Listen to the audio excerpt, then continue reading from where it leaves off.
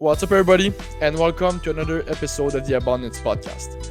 So, here with us today, we have Scott Hosbin, a very special guest. So, Scott is a seasoned entrepreneur, medtech investor, and real estate investor. So, what's up, Scott? How are you? Hey, how you doing, Alexis? Pretty good, thanks, and thanks for Good. coming in. No, So, appreciate you having me. yeah, why don't you start by telling us a little bit about yourself and your journey? Yeah, so I mean, from a business perspective, it started young. I didn't come from a well-off background, so it literally started as a kid and wanting toys and having no way to get them. So I would trade rocks for, that looked like they were from the moon in kindergarten for some other toys that I liked better. So I know, the first deal was this moon rock for a truck. I traded the truck for this. If you remember the movie Aliens, there was a big alien doll.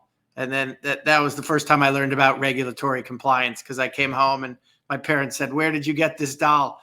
It's like a big toy action figure." And they're like, this looks real expensive. How do you have this?" And I'm like, "Well, I traded rocks." And they said, "Absolutely not. You have to go back tomorrow and give everybody their stuff back."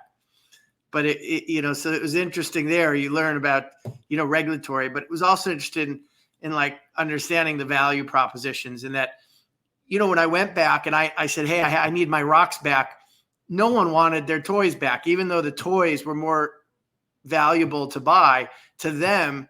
The perceived value was this rare moon rock that they'd never seen around. So it was interesting to me, and a good lesson and in life, in that, in different values for different people for different items. So, throughout there, it was a continued journey. I know, like in first grade, I wanted to be a carpet cleaner. When they asked, other kids would say, "I want to be a policeman. I want to be a fireman." I saw that we had our carpets cleaned, and I said, "Geez, this guy was here. That was a $300 bill. He was here for an hour." Then I looked up, there was an old newspaper they called Bargain News, and they might've had them up there as well. It's like a trade journal where people sell off tools and cars and things. And I saw what it would cost to buy the equipment. And I said, "Geez, the amount of money you're earning per hour for this business. So I want to be a carpet cleaner." And then that was, for quite a while, I wanted to be a carpet cleaner.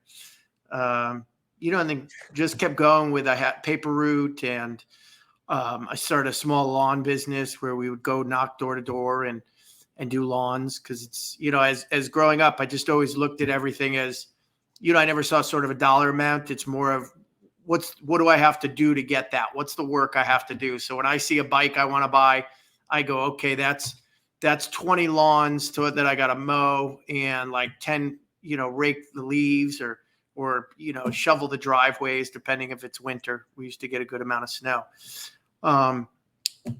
Traded baseball cards in middle school, where I would buy these things called commons.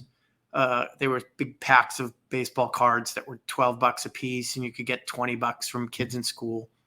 And the funny thing is, I don't really even like baseball, but that evolved. And then I started working in telemarketing, and then my own business. I opened up a franchise in Florida for a company doing paintless dent removal, and then opened up my own franchise in Connecticut later of my own, not a franchise, my own business.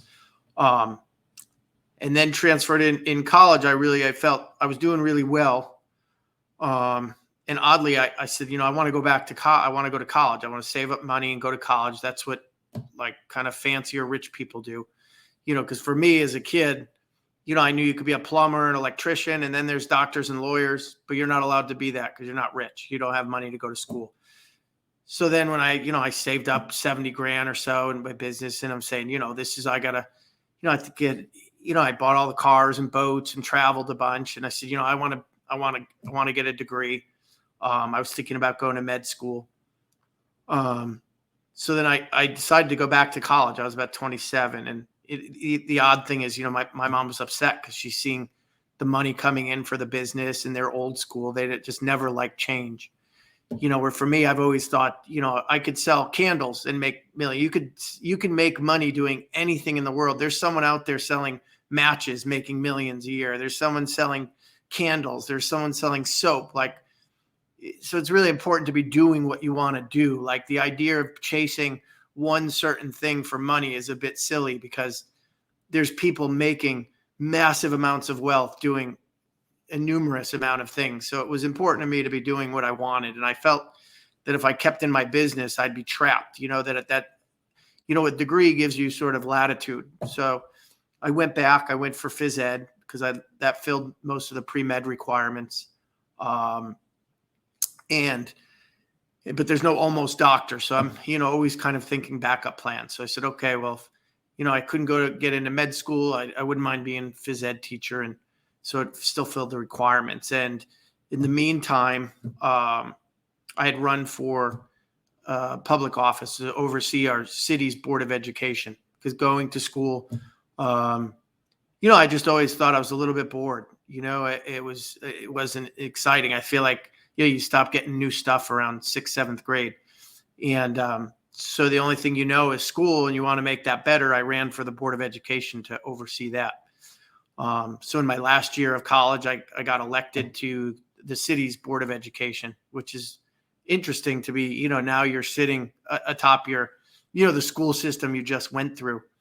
And, at the same time, I was approached by someone running for Congress, and they wanted someone with an entrepreneurial spirit, because I had my own business, paid my way through school myself. And he had brought me on to be the director of field operations for a big national campaign. So that was good, because I got to interact with one of our past presidents, and a lot of the top elected officials from around the country, and help run a major campaign. From there, having the business background and filling those pre-med requirements, it was sort of a shoe-in for medical technology. So that's, I thought I should see what this doctor world's about from the inside. And the first company I went on an interview hired me. I went on, 3 interviews, and they said, you're hired to work in pharmaceutical sales. And I had all I knew always growing up was rich people put money in stocks and real estate. So I said, as soon as I get more money, I got the education first. Now I put my money in stocks and real estate. So, I would work in med tech. So every day I would go to work, and then at night I would get off, and then I would work on, I bought my first house to flip at 27. So actually, maybe I was 29, somewhere around there. But I would work during the day and then spend all night until I would pass out, working on the house, and then go back to work. And I did that for about a year and fixed that house up, and, I think I was into it for 80,000 and sold it for 130, then bought the next one for 130 and sold that, for 210, and, until you could live in one and then flip the other, and just kept repeating that cycle of working during the day. And then, as it got more, you'd sub everything out, because I learned quickly that, you pay a professional to do something. A lot of times you try to do things yourself, and that carries on through all things. It was for the houses, you'd paint the walls and your edging isn't perfect, and you go to sell it, and people say, oh, well, I still have to repaint the walls. And you're thinking, well, I just painted these, but if it's not perfect, it doesn't count. So really it makes sense to sub everything out to the experts. And that's held true in business going forward too. There's a lot of times you feel compelled to try to do some things yourself that just, it ends up not being worth it. You really find the experts and have them do what they do best, and focus on, only be doing what only you can do. So that's really always been my motto is, I really always reflect and say am I doing only the things that only I can do? And if there's someone else that can do this task better, then I should be leveraging that and getting them, and focus on me, on the bigger picture and strategy. So that's where that continued. I went into, investing in real estate while working in med tech. And med tech, I had a great opportunity to work through, I think like 5 products that went from 0 to $1 billion or more. So it's been a great exercise of seeing something from the very beginning, we have no revenue or little revenue, and then seeing that scale to billions of dollars. And that's, I couldn't value that experience more. And then in the meantime, I take that money from medtech and then have invested in real estates and stock, which, real estate was always the flipping, which if I went back in time, I would have done just rentals. But, I think you learn that later. Same, and it's interesting to me. I probably would have leveraged more into the stocks because the stocks made more with less work, but it's harder to see. Whereas like a blue collar person growing up, I went to houses because my dad's a mechanic and a handyman. So I'd help him work on houses and things after his job. And, you can see it, you can touch it. So, for a blue collar person that, the attraction to doing houses is very strong because it's tangible. But then a lot as I've grown now, at 48, I've gone back, I've done my MBA to learn more executive finance and worked with different leverage positions. And that, you get to find where, there's a lot more money in things that are intangible. Even in my life, I like to think about, the value of the intangibles in life are much larger than the tangibles. And it's always been like a strong like reminder for me, because so many people, I think in the beginning of the hunt for money, they're so focused on these tangible items. I need this car, I need this boat, I need this house. And you're constantly chasing that. And then, easy example is like the first time I had $1 million check, and it's like, that's this dream moment. And you're sitting there with $1 million check, your name's sitting on it. And I'm like waiting for this like magical moment. I'm like, all right, well, maybe when I deposit this thing, and then I deposit a check, and I'm like, keep waiting for this magical feeling of like, exhilaration. And I'm like, oh, I don't know. And then, I went and, rewarded myself, which might be a bit silly. I skateboarded my whole life growing up. So I went and I bought a skateboard. And, so I go to get this skateboard, and it's ironically, the guy who sold me my first skateboard still sells these skateboards. It's called The Cutting Edge in Berlin, Connecticut. Guy is just, man, you got to give him so much credit for the cause. And I went there, and he took the time and said, okay, these trucks, these wheels, and this grip tape, and just getting that, and then get home, and I kind of like played around in my driveway, and that was 1 billion times more like exhilarating. And it really just, that feeling of like when I was a kid and free and happy, like, it's just worth so much more. And then, there's times you lose millions or you make millions. And I think, outside of, you need a place to live and food and things like that. But once that's covered, there, the intangibles like loving someone or your friends or your health, all of these intangibles just have so much more value than the tangible items.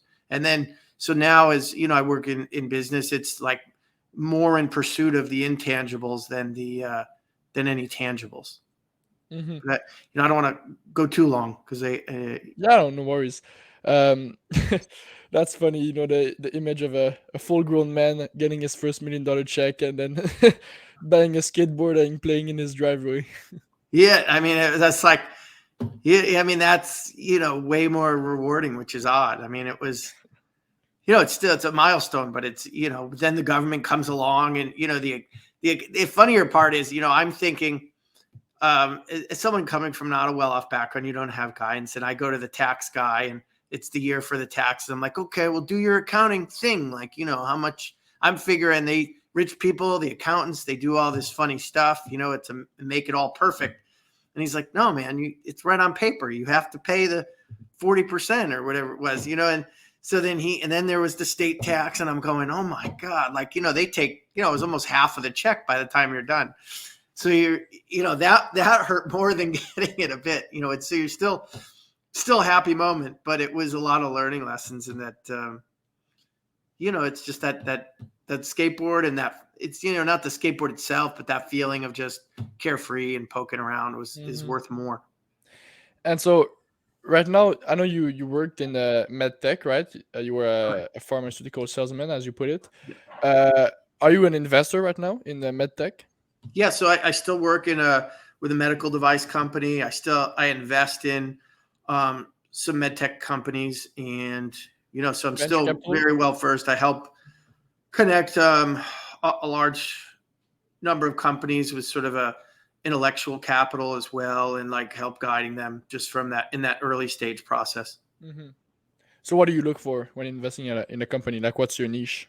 Yeah. So, I mean, a lot of things are pretty standard for most people. I mean, the standards are, what's the executive team or the founder team look like?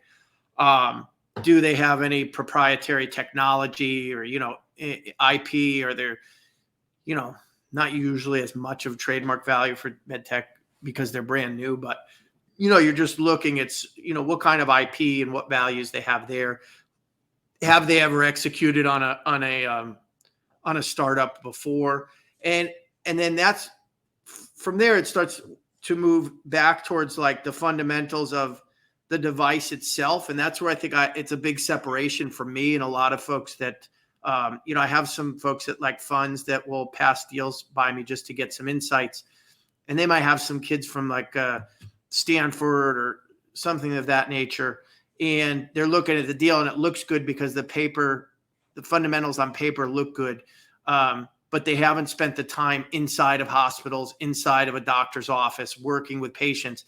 And that's a big gap for, I think, a lot of investors in that med tech space, is not having really that hands-on experience. So for me, it's a lot of times, most important thing always for med tech is who's going to pay for it. A lot of folks will come out with innovative technology and there's no reimbursement codes in the healthcare system yet. So, I mean, you could have the cure for death, and it might take 5 years to get physicians to adopt it because the conveyor belt of the healthcare system is so strong. Everybody's working so fast and just trying to keep pace. So any bump into that system is very disruptive, and they don't like that. So how much is it going to impact their workflow? And, so I'd say number one is someone going to pay for it? Or is there money to be made for both, the prescribers and the product developers? But then, how disruptive is it to their workflow in the system? Because that's even sometimes larger, depending. I mean, you have some great examples of really great products that didn't really go far, even though they just because there wasn't reimbursement for it. Mm-hmm. So talking about disruption, where do you see the med tech industry going in the next decades? Right? Do you see like the technology in medicine skyrocketing, and are we gonna be able to like cure disease we never thought we were gonna be able to cure because of all of these technological advancement? Like, do you see in the next coming years and decades a big disruption in that space? Absolutely. I mean, as they say, we're in what they call sort of we're going into this exponential age where we'll have more advancement in the next 10 years than the last 100 years combined. And I think healthcare isn't separate from that. Will definitely be inclusive of that. Some of it will move slower just because of the barriers to entry, as I talked about. Who's going to pay for it, and does it disrupt their workflow?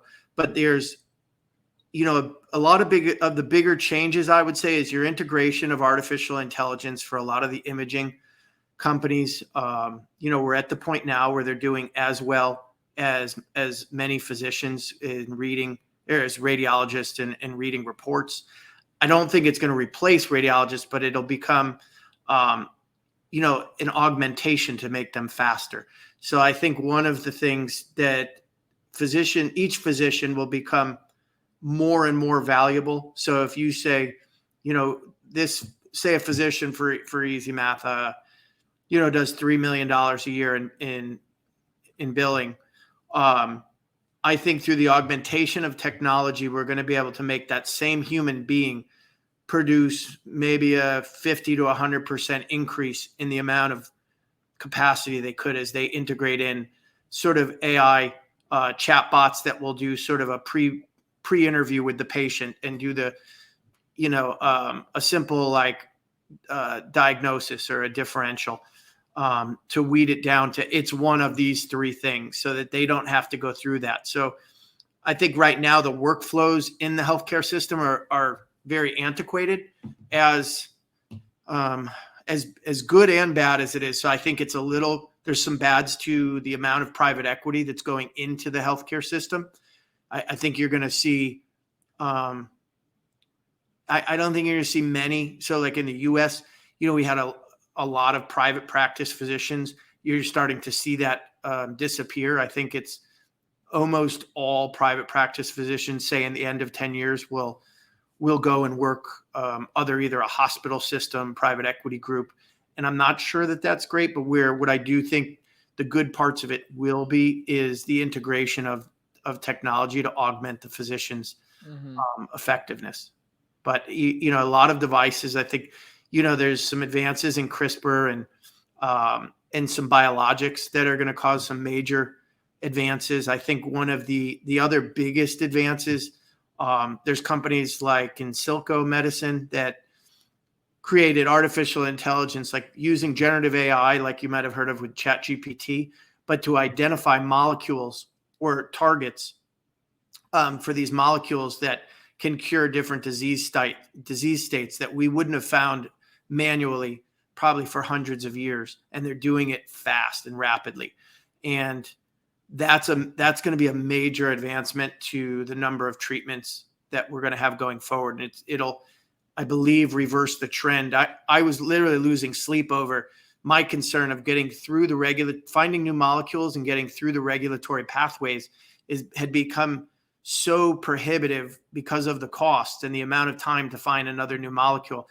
We were going to get to the point where we would have no new treatments for different disease states. And for rare diseases, that's really scary and sad for some folks.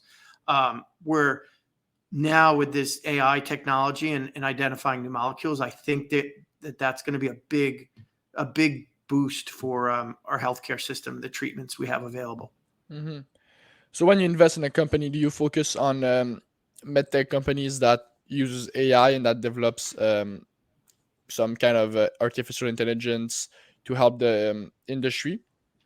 So no, because one of the things is really there hasn't been really good reimbursement pathways for the implementation of that technology. So in some of the like robotics and things like that, I think you're seeing some implementation. There's just recently, with the imaging. So again, that is a thesis that I am very interested in as it becomes more refined with the pathways. I think even like right now, like an area that I'm very interested in is there was a new pathway called like digital therapeutics, so that the doctor could prescribe a digital therapeutic on your phone. So say an anxiety application that helps you reduce anxiety without medication. I looked into it a while back for a diabetes education application using virtual reality. And the barrier really was there's no reimbursement pathways. Recently now in the US, we created a digital therapeutics reimbursement code, but you have probably one of the leading companies, Pear Therapeutics, just went bankrupt. So I think they paved a big way for some future companies to do well there. But it's still, I think that the time horizon is a little bit longer than I would say I would be at for today. I think over the next year or so that we'll start to see a clearer image of what that time horizon is for the implementation of AI, and it produces liquidity events in these early stage companies. Yeah, that makes sense. So you're waiting for them to have a clear path to profitability before investing. Next, I And think so, timing is, as much as people talk about early advantage or first to market advantage. It's often, timing can be a disadvantage too if you're too early. yeah, definitely. So then what stage do you prefer investing in? Do you consider yourself a venture capitalist, or do you consider yourself more a private equity investor? Um, Yeah. So and it's what role do you interesting. play when you invest? Yeah. So, that Series A seed Series A is very attractive. I think now in this last year, though, we have, a changing market where you've had corrections in public commodities that have now caused things like not GoodRx, what's like Teladoc they have a 80-90% reduction in their stock price. So now you have sort of companies that are producing revenue with the opportunity for large scale growth, but at a massive discount. So that's where I think in this last what are we in June? So like in the last 7-8 months, it's shifted a bit to where um, that previous, I think, a lot of the publicly traded commodities, the prices and were not super attractive. So that's what made you look towards seed Series A, knowing that you're going to have a longer timeline before you capitalize. But now um, with these corrections in a lot of, which is not good for me because I hold a good amount in medtech stock that went 40% down. So that was not a fun. It's not good when you're holding it, but as a purchaser, man, you're seeing valuations that are very attractive in a number of publicly traded stocks now. So my eyes been shifted more in that direction, and I think that'll be there for a little while. Mm-hmm. So Right. and you have it. The value is you have instantaneous liquidity with a publicly traded stock. So whereas when you're in a safe statement or in a seed Series A situation, you're waiting for some magical liquidity event that could take 2 to 8 to never years. So it's there's values in both, but I think timing is what guides which is sort of like pointing your eyes to where. Yeah, liquidity is a big aspect of an investment that is oftentimes overlooked by most people. But I mean, it changes everything, right? Because let's say you're doing a startup in tech, and you have a 10, 20, $25 million valuation. That's fine, but I mean, what's important at the end of the day is your cash flow, and are you going to be able to sell it, right? Because most of these startups are not liquid at all. So I mean, liquidity is definitely a big part of the investment process. So then when you invest in a medtech company, right? So let's say you find a medtech company you like, then you invest. So how much equity do you look to acquire in the company, and then do you take an active role? Like, do you try to create a culture with the employees? Do you try to improve their technical, their AI or whatever, or are you more passive? Yeah, so I mean, again, I'm a small fish in a big pond, so I don't get to tell someone how they're going to run anything. It's more to on the back end help with some connections and things like that. And that's where I really hold a lot of value because I've one of the largest networks in the world in this medical technology arena. So a lot of times, just pairing up individuals can go a long way and create some synergies. As far as take an active role. It's that's really where it lands. I think if if you're at a fund environment where take something like Anderson Horowitz or someone that's these large funds that might drop $100 million into a company. It's very common. They'll say, we want this person is going to be on the board. This person's going to have this role in the company, and they'll put in some of their own operators. At the level of someone starting out, you're at the table and you can have a polite suggestions, but you're not getting to tell them, what Hmm. they're going to do and how they're going to do it. Yeah. Well, it all depends on how much of the equity of the company you're actually acquiring. Yeah, your leverage. Yeah. Hmm. Right. So And you don't then, want to overburden someone too. I mean, I think it's, that's even at a in putting a large amount, I think companies have to be careful about, um, moving if a company has had good momentum to not cause it's dangerous to give, some forceful advice that changes their energy inside the company. And you very well could knock off momentum that was doing well just because you think something better. hmm, right. And I find your journey really interesting because most people that I talk to, and I think most people in general, do kind of the opposite of what you did, right? They start by going to college and getting an education, and then they get a job, and then eventually they start a business. But you did the opposite. You started business to fund your college education, and then you got a job. So, what was the kind of your mindset, and like, why didn't you just go all in entrepreneurship? Yeah, I felt that in owning, it was so, again, I was doing very well with my business, but it was really creating yourself a good job.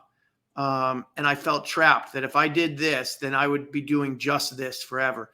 And, and maybe it's a chip on your shoulder of growing up, in sort of a blue collar house, which was great upbringing. But, you sort of have this yearning for that white collar kind of, classiness, like, oh man, I would want to wear a suit and tie someday. And, hold on. So I just always, I wanted to have options, and I thought education did that. Because a lot of people, you might not do what you would go to school for, but now with a degree, you can pivot to a lot of different things. If you just do one business, that's your business. It's very difficult to pivot. And I think it's funny. I have a pet peeve with a lot of folks, say, and people I love their talks, Elon Musk, Gary Vaynerchuk. A lot of these folks are telling young kids oh, you don't need college, you don't need this. And I really think they do a disservice with that, because you know what, when you're talking to someone like me that's going to work 80 hours, 7 days, a week, I'm working 12 hours a day, 7 days a week.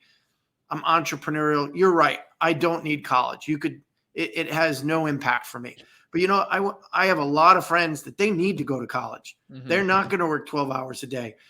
So if they don't go to college, there's a reason the math shows that if you have a college degree, the average person makes more money than someone without a college degree.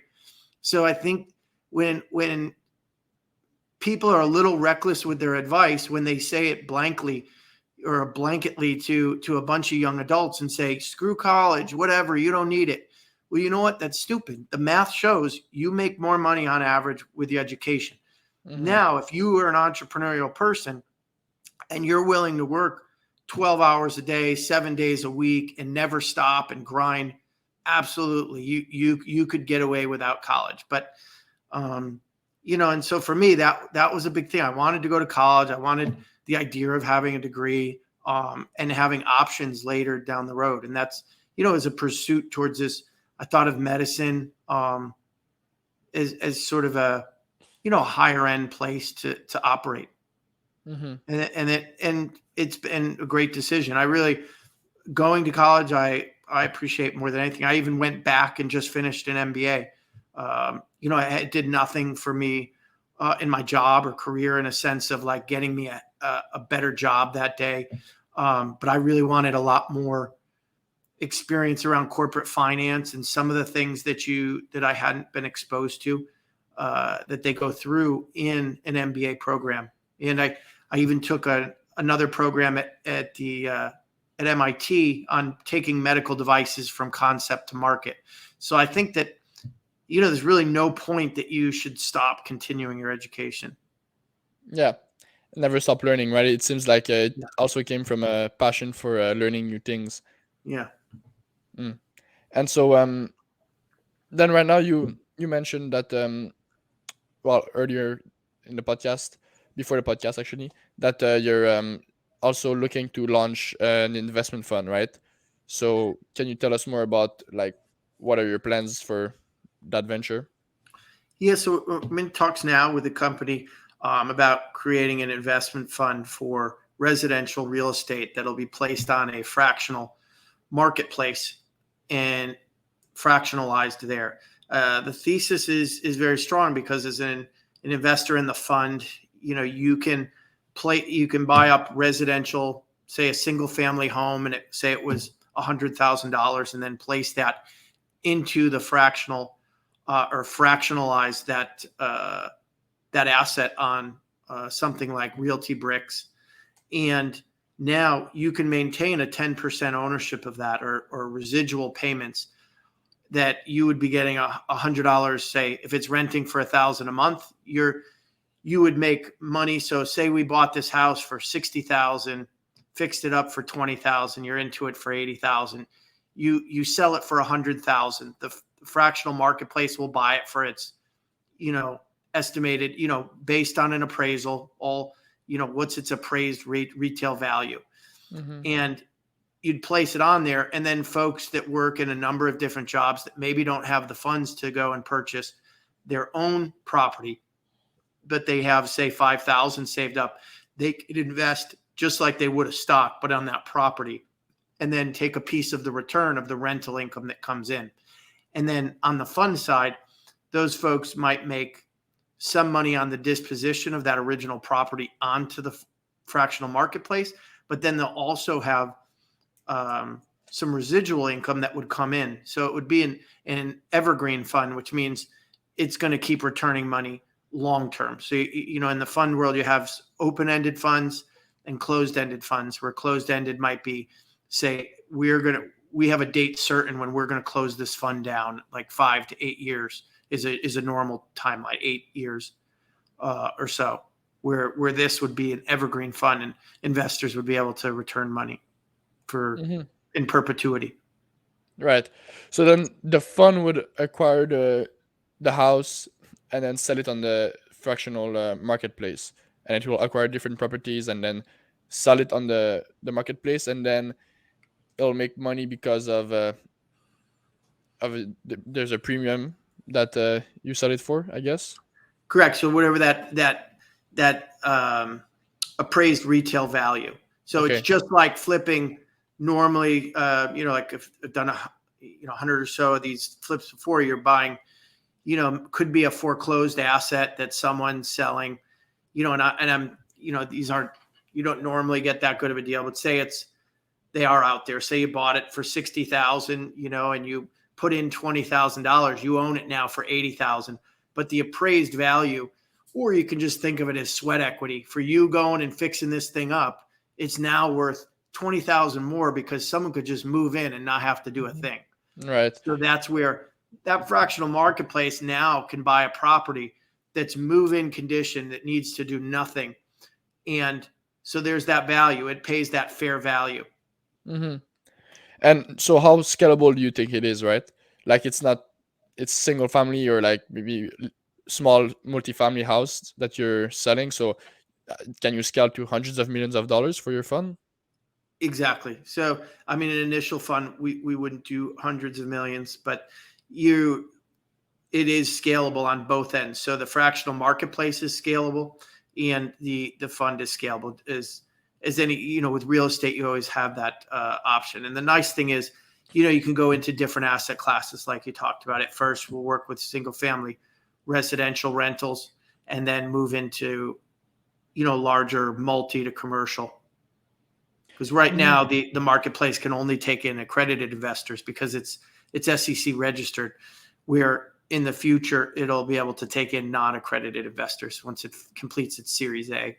Mm-hmm. So but that core principle already exists, right? So what's the difference between what you're doing and just a normal syndication?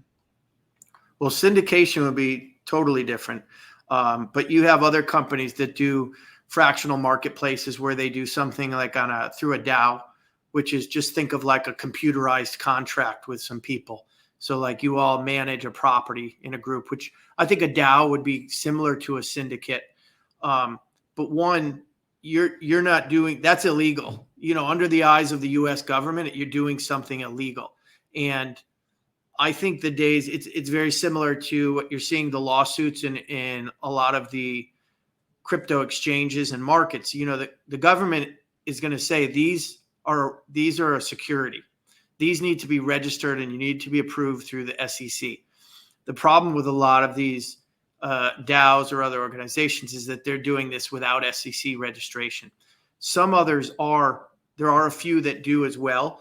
Where the gap is with theirs is that you can't do a peer-to-peer change of ownership. So let's say I have 100 shares of a property, and now I've waited my 90 days. You have to wait 90 days. And then 90 days later, I say, you know what? I don't want to own this anymore.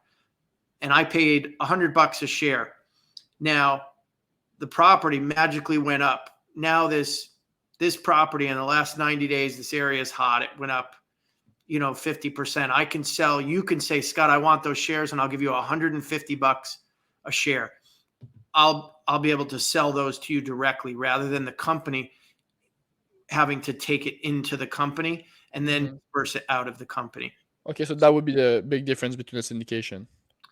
Yeah, well, syndication is totally different because you're just in an isolated house. So if you do a syndicated deal, it's like, so say me and you find a 100 Main Street and it's $1 million.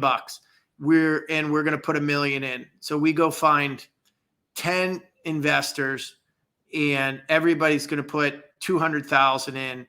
And now you've pooled the money together and we own this one group. There's no real exchange. You can't, you're in an isolated environment with that one syndicated deal. Yeah. But it's, being like on a marketplace.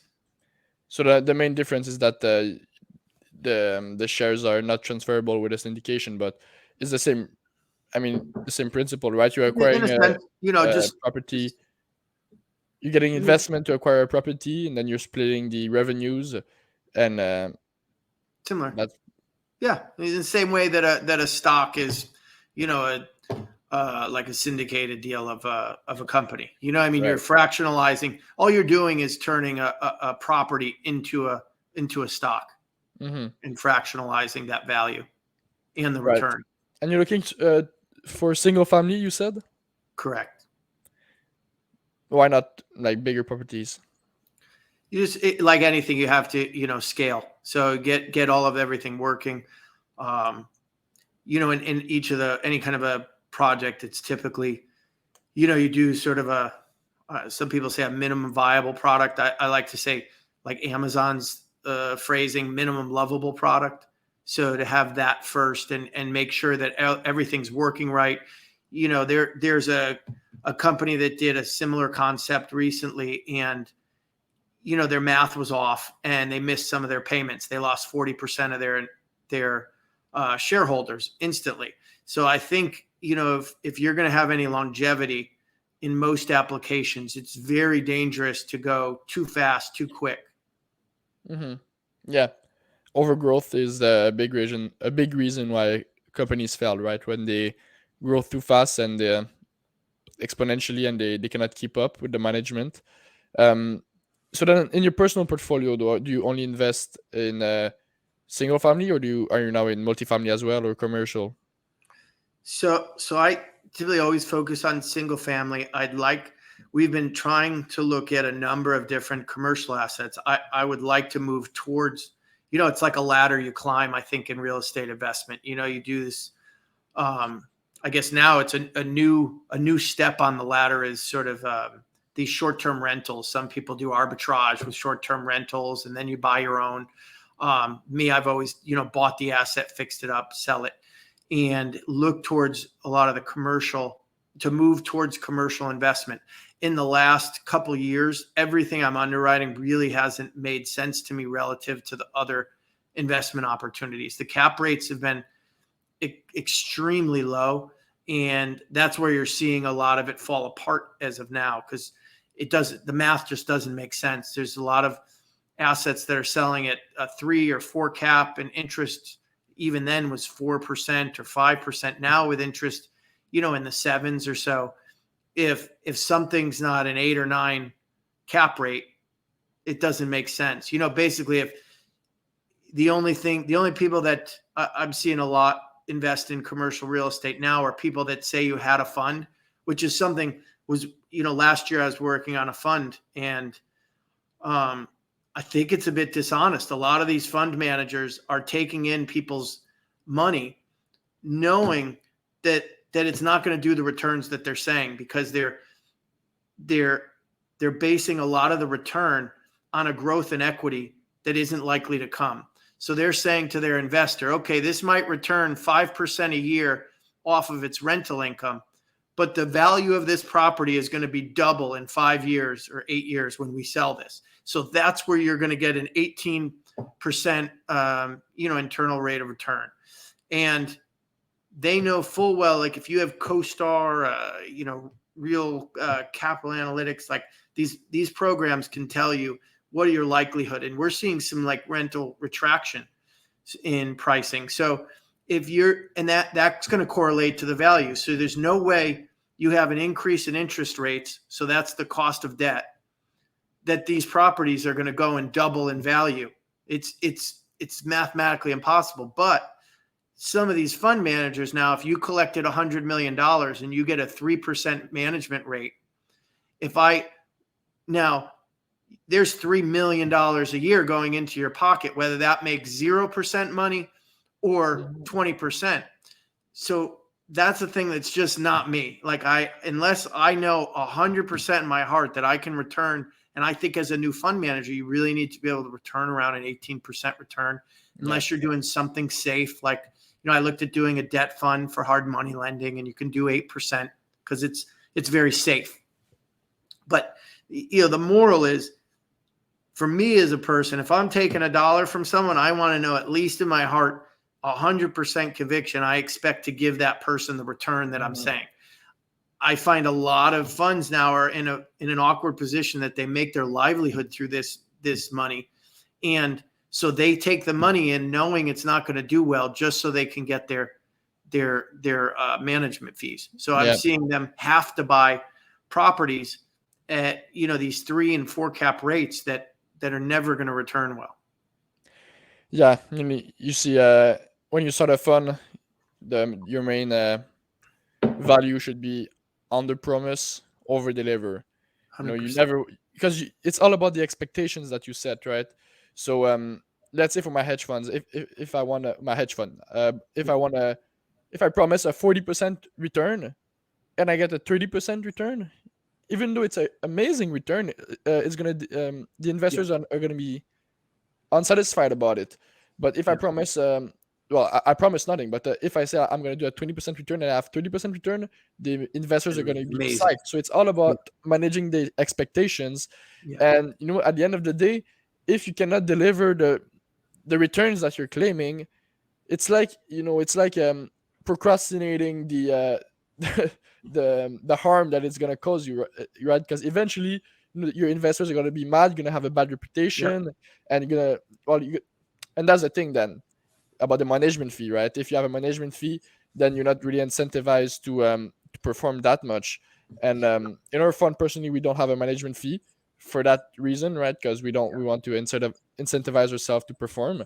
But like you said, I didn't meet someone right now yet that I think would be in the same situation that you described, right? That they would overpromise and underdeliver. But if they did, I mean, it's the opposite of I think what you should do with an investment fund, especially if you want to build another one after and you want to build reputation and a good track record. 100%. Right.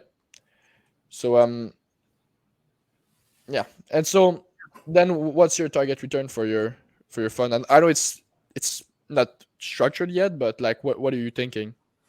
Yeah, so I generally it's that's, again, it's a standard. You're looking at that 18-20% is what you're looking to do. How you get there. The bigger part, I think, is it should compound, so that the longer you're in, the better the return, because these assets will be perpetually returning in nature. Yeah. So 18 to 20% return. I think that's the sweet spot to be, because you're back. The nice thing is you're in a low risk situation as well, and that you're backed by first position real estate that you're holding. So it's, again, you have tangible assets that generally don't shift in value that rapidly. So, which is even when I was doing like a lot of the flip house thing, it's nice. It's like day trading, because even if you're in a down market, the market doesn't move that fast. So if you're in and out in 3 months, even in a declining marketplace, it's only a few percentage point shift. That the converse of that though is that it's not the big home run people talk about when you're going on in an improving marketplace and when there's a lot of growth in the housing market, because you're paying more to acquire the property and you're selling it only 3 months later. It's so you tend to have sort of stable returns, and you typically target a 20% return on your money in. As you do things at scale, you can have better and better returns. Mm-hmm. But you typically target a 20% return on that. Mm-hmm. But the problem with invest in flipping, so to speak, is it's like day trading. You never have long term, so you're always hunting. You always need the next house. So Yep. and in stocks, at least you could buy and sell the same stock every day. You could buy and sell the same stock 100 times. But houses, it's really, you can't buy that same house. So you've got to go and then imagine, trading, but you have to trade a different stock in and out of the market every day.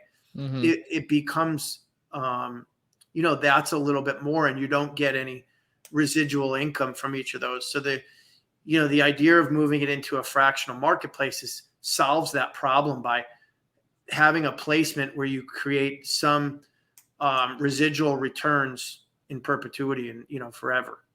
Yeah, and you talked a lot about the declining marketplace in real estate and becoming a macroeconomic situation.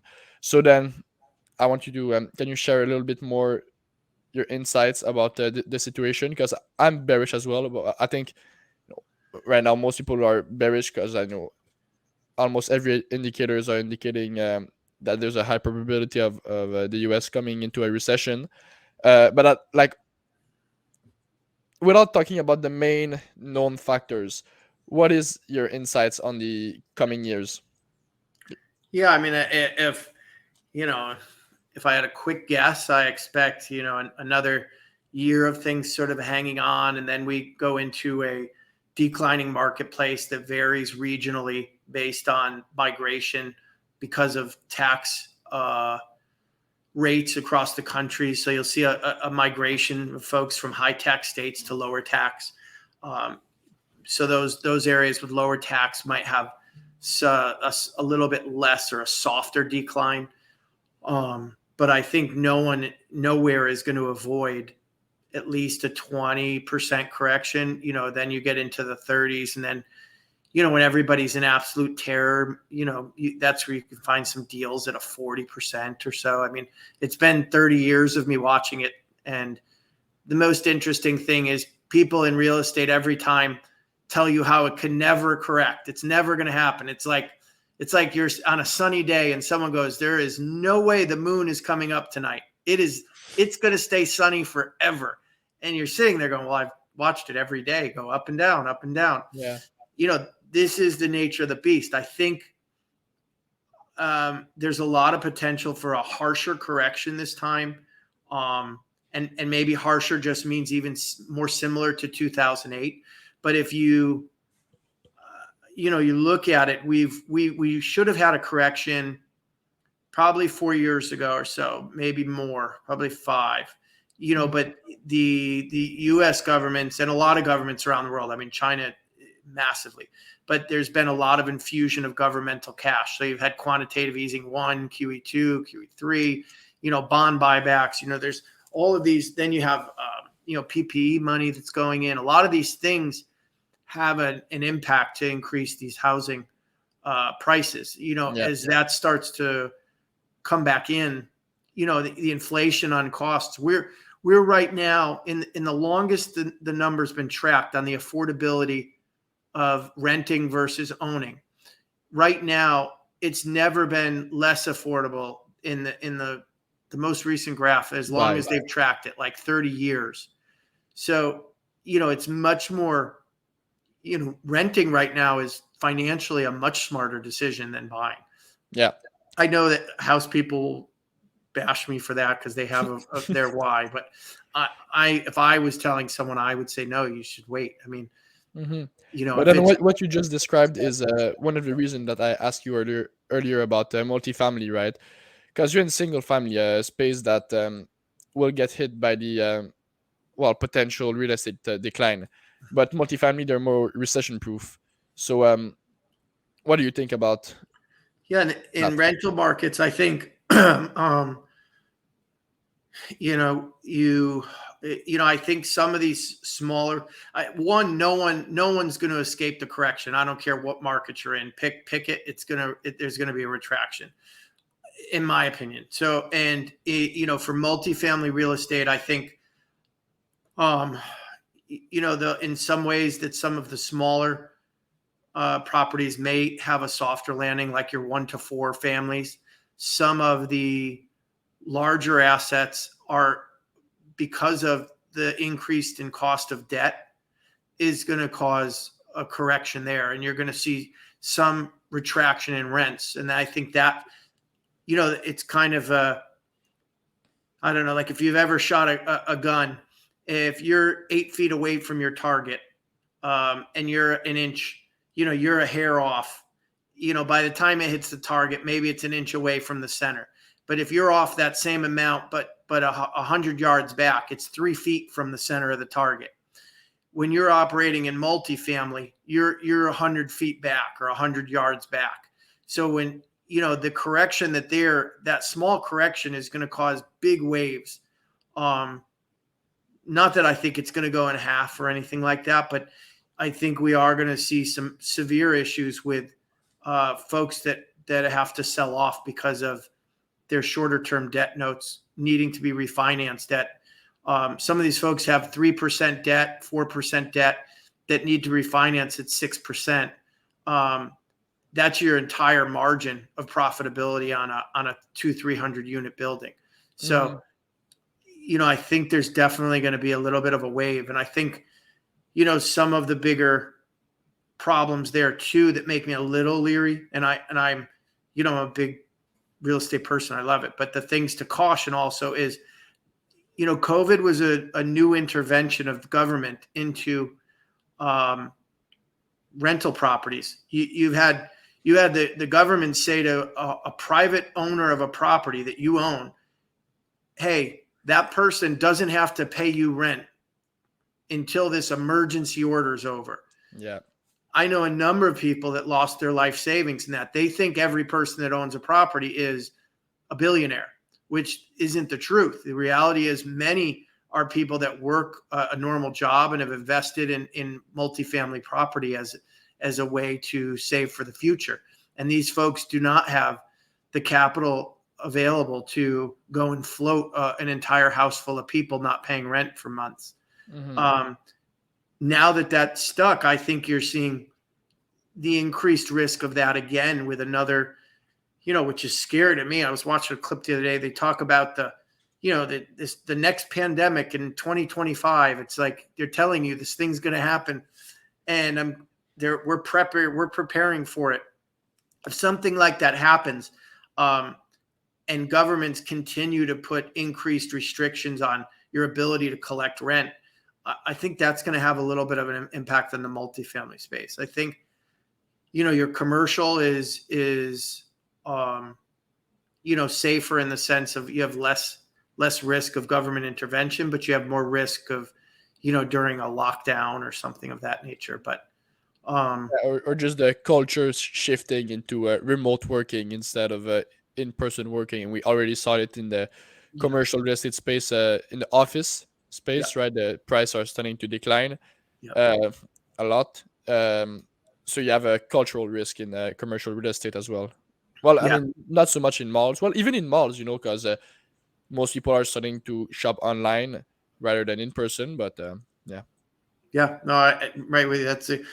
That's where I think you start to see they're kind of like dominoes. We see this, office space correction. I think, as things go, this debt issue is going to become very pronounced over the next year or so. Yeah, the consumer debt is definitely gonna impact a lot the economy. The credit card debt, the consumer debt. Everybody's a lot. Everybody's in a lot of debt, especially because of the 0% interest rate environment that we were a few years before, and right now it started to climb. The interest rates are starting to climb, and I don't see a major decline anytime soon, especially with the pressure on the US dollar right now. And also, of course, that's the big elephant in the room, the US national debt and Yeah. international debt, right? This Yeah. big giant debt that is going to have to be faced one day, but that is just being procrastinated, just printing more money, and eventually the inflation will decrease the debt slowly but surely. Um, but yeah, unfortunately, I try to keep my podcast only 1 hour, so we didn't even Sure. have time to talk about um, your applications, because I know you're also an app founder. You have several applications that you're starting, but maybe we can schedule another podcast later to talk more in depth about this. But it was great having you, and can you tell our listeners, well, first of all, like where are you located, right? In which city you live? Maybe there's some listeners in the same area as you, and also how should they contact you? I'm in Miami, in the United States, in Miami area. Very happy to be here. Someone can go on LinkedIn and message me there under my name. Scott Hosbin, Mhm. Hozebin, and it's the easiest way to contact me. Yeah, and talking about Miami, I mean the rents in Miami are so expensive, it's Yeah, ridiculous. it doubled in the last 2 years. In 2 years, it doubled. Yeah. So the growth, it was multiple years of 30 and 40% rent increases, very substantial. I think now is starting to, it's cooling now a bit, but I think a lot of folks try to decapitalize on the increased, everyone increasing rents because as a renter here, you actually get some of the better value because, the cost of the relative to the cost of the property, you're living in a $500,000 property for 2,800 a month, where in a lot of other areas that would maybe be 4 or 5,000 a month. So I Hmm. think it's just the value of renting actually is very good here, but the prices are substantially increased from what they were. But from an investor standpoint, um, it's a very difficult, tough place to invest in rentals because the cap rates are very low. Hmm. Yeah, and I mean, from my perspective, Miami is either like the new Dubai, right? Because Yeah. everybody that has money is moving to Miami, Yep. or it's a big bubble. So I guess we'll see in the coming years how the rents are going to unfold. But I mean, it was crazy, right? At the event that I met you, I was staying at a friend's place, and the rent was $6,000 a month. Yeah. And it's in Montreal. The rent for that apartment would be maybe, I don't know, like two to 2.5 Yeah. maximum. So I mean, the prices are Yeah. crazy.